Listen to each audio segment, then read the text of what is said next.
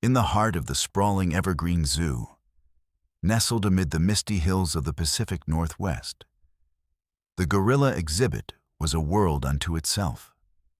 Towering artificial rocks, woven with vines and ropes that mimicked the dense jungles of Central Africa, formed a labyrinth of play and rest. Waterfalls cascaded into shallow pools, and hidden speakers occasionally played the distant calls of birds to evoke a sense of the wild. But it was the inhabitants who truly brought the space to life, or in quieter times, to profound stillness. At the center of this domain was Kongo, a majestic silverback gorilla whose presence commanded respect from both his troop and the humans who observed him. Kongo was no ordinary ape. His broad shoulders and piercing amber eyes spoke of intelligence sharpened by years in captivity, yet untamed by it. He weighed over 400 pounds, his black fur shimmering under the filtered sunlight that pierced the enclosure's glass dome. But it was his spirit that made him the star. Visitors pressed against the reinforced windows, cameras flashing, as Kongo orchestrated the daily symphony of gorilla life. His constant companion was Mira, his younger sister by 3 years. Born in the same breeding program, they had been inseparable since infancy.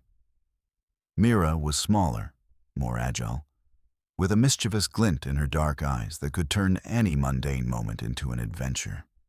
Where Kongo was the protector, thumping his chest in booming displays that echoed like thunder, Mira was the instigator, darting up ledges, swiping at dangling toys, or playfully nipping at his heels to provoke a chase. On a crisp autumn morning in 2025, the enclosure buzzed with their energy. Kongo lounged on a platform of weathered logs, peeling a banana with deliberate precision, his massive fingers surprisingly dexterous. Mira, ever the opportunist, crept up from behind, her knuckles brushing the hay-strewn floor silently. With a sudden leap, she snatched the fruit from his grasp and bolted toward the waterfall, her laughter manifesting as a series of soft, breathy hoots. Kongo rose to his full height, his chest inflating as he pounded it rhythmically, boom, boom, boom, a playful warning that sent vibrations through the ground. The visitors gasped in delight, children pointing excitedly. "Look at him go," one boy shouted. Kongo charged after her, his powerful limbs propelling him across the enclosure in bounding strides.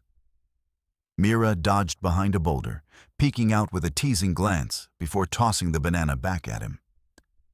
It landed at his feet and he scooped it up, pretending to be offended with an exaggerated huff. Their play escalated into a tumbling wrestle, bodies rolling in the soft mulch, grunts and chuckles blending into a harmony only siblings could create. The keepers, watching from the observation deck, smiled knowingly. Sarah Jenkins, the lead primate specialist, jotted notes in her tablet. Kongo and Mira, high interaction levels today, bonding strong as ever. She had been with the zoo for a decade, her passion for great apes stemming from a childhood fascination with Jane Goodall's work. To her, these weren't just animals. They were individuals with personalities, histories, and emotions as complex as any humans. As the day wore on, the pair settled into quieter routines. Kongo groomed Mira's fur, picking out stray bits of hay with gentle care, while she reciprocated, her smaller hands working through his silver-streaked back. In the afternoons, they often shared the high ledge overlooking the zoo's pathways, watching the humans mill about like distant relatives in a foreign land. Mira would lean against him, her head on his shoulder, and Kongo would wrap an arm around her protectively.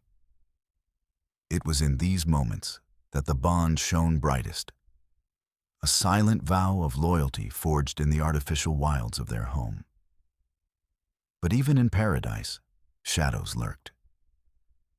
The zoo's veterinary team had been monitoring the troop for signs of health issues common in captive gorillas. heart disease, arthritis, nutritional deficiencies. Mira, at 15 years old, seemed the picture of vitality, but genetics could be cruel.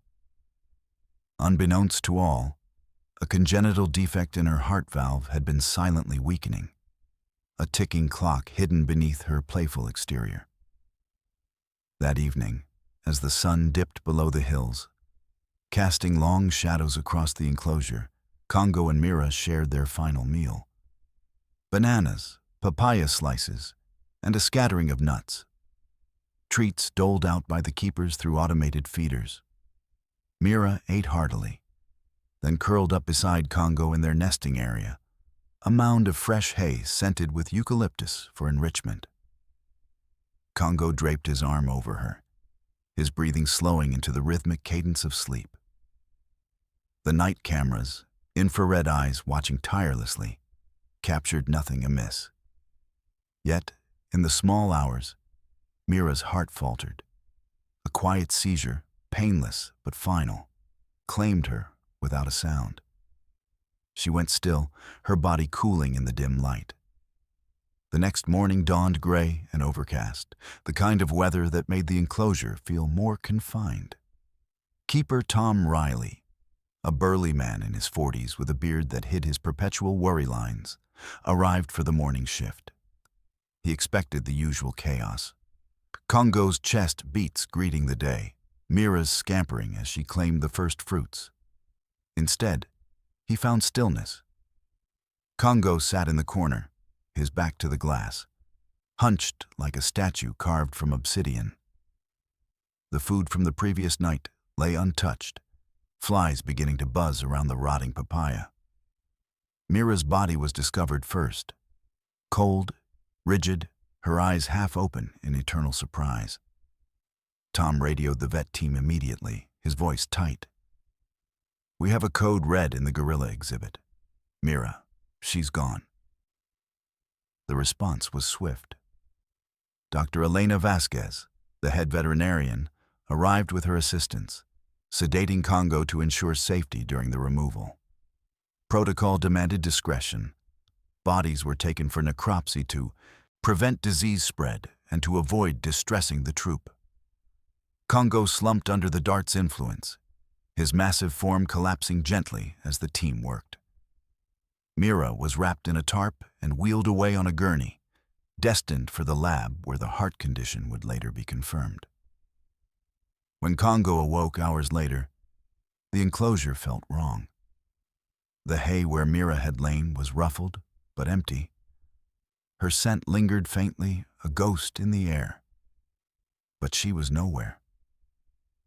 He lumbered to the spot, sniffing deeply, his nostrils flaring. A low rumble escaped his throat, a questioning call, soft at first, then building. No answer came. He paced the area, touching the ground, lifting hay as if she might be hidden beneath. The visitors, arriving for the day's opening, noticed the change. "Where's the little one?"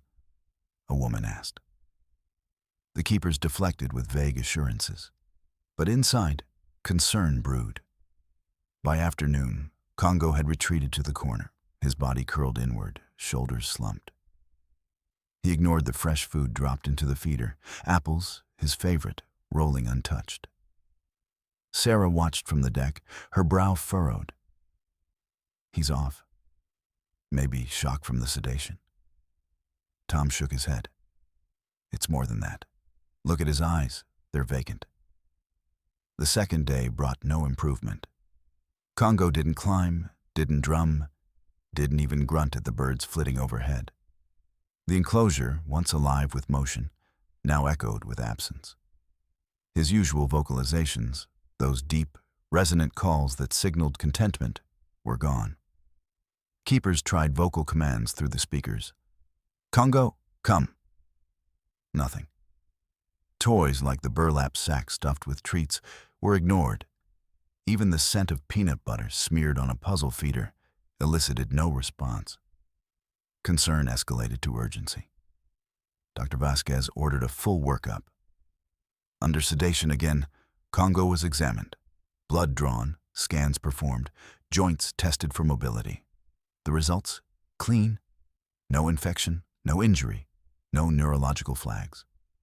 Physically, he's perfect, Elena reported in the staff meeting. But behaviorally, this is shut down. The team pored over logs. Feeding times, visitor noise, weather patterns. Nothing stood out. Night cameras showed Kongo unmoving, staring at the nesting corner, his eyes reflecting the dim lights like pools of ink. He didn't use his bedding, didn't interact with enrichment. It wasn't lethargy. It was withdrawal, a deliberate turning away from the world. On the third day, Sarah entered the service area adjacent to the enclosure, crouching low. "Kongo, buddy, what's going on?" Her voice was soft, familiar from years of care. He didn't flinch, didn't turn. The air hung heavy, charged with unspoken sorrow. Tom, watching on monitor, muttered, "It's like he's waiting for something." By day 5, whispers of despair crept into conversations. "Is he giving up?" a junior keeper asked. No one replied. But during a routine clean, Tom noticed Kongo's gaze lingering on the nesting corner, not just staring, but searching. "It's where Mira was," he said later. The question hung, what if it's grief? Sarah reviewed footage in the monitoring room, the screens glowing with past joys. She saw the last play session, Kongo and Mira tumbling, grunting in delight. Then the night clip, Mira still, Kongo nudging her, his calls growing desperate. The moan he uttered, faint, heartbreaking, pierced the silence. Dawn brought the removal, Kongo sedated, waking to emptiness. The realization hit like a wave. He didn't see her die. To him, she just vanished. The meeting that followed was somber. "We've been treating symptoms, not the cause," Elena admitted. "Gorillas grieve deeply. Studies show they mourn family members for months, sometimes years." They cited cases, wild troops holding vigils, captives like Coco signing her sorrow. The plan shifted from medical to emotional. No more prods or tests, presence instead. Sarah volunteered for daily sessions, sitting near the barrier, reading aloud from books on nature, sharing stories of the outside world.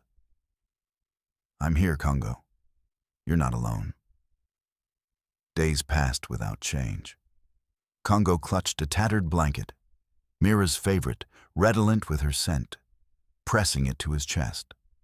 But on the 10th day, as Sarah spoke of jungle rains, he shifted.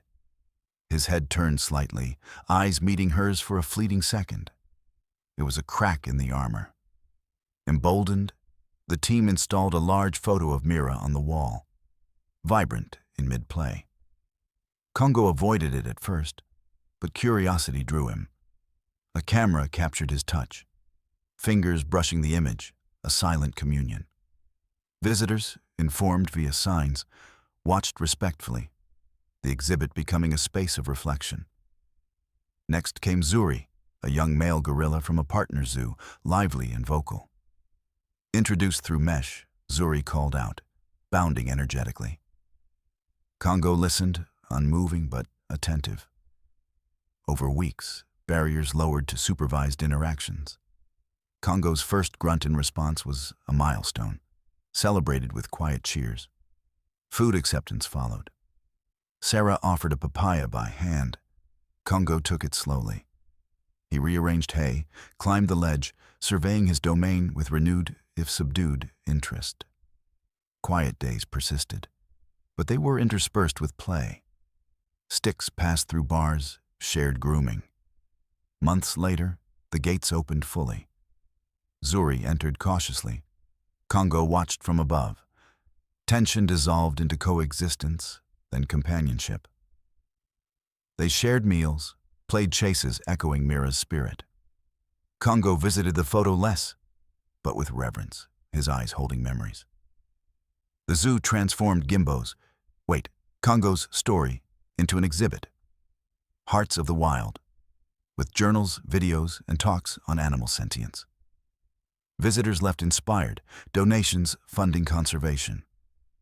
Kongo, quieter now, embodied depth, gentler, watchful. On windy days, his low calls carried tributes to Mira, reminders that grief transcends species. Healing came not in forgetting, but in remembering while moving forward. If you like the story, subscribe to this channel and leave a like. Thanks so much for listening. See you in the next video.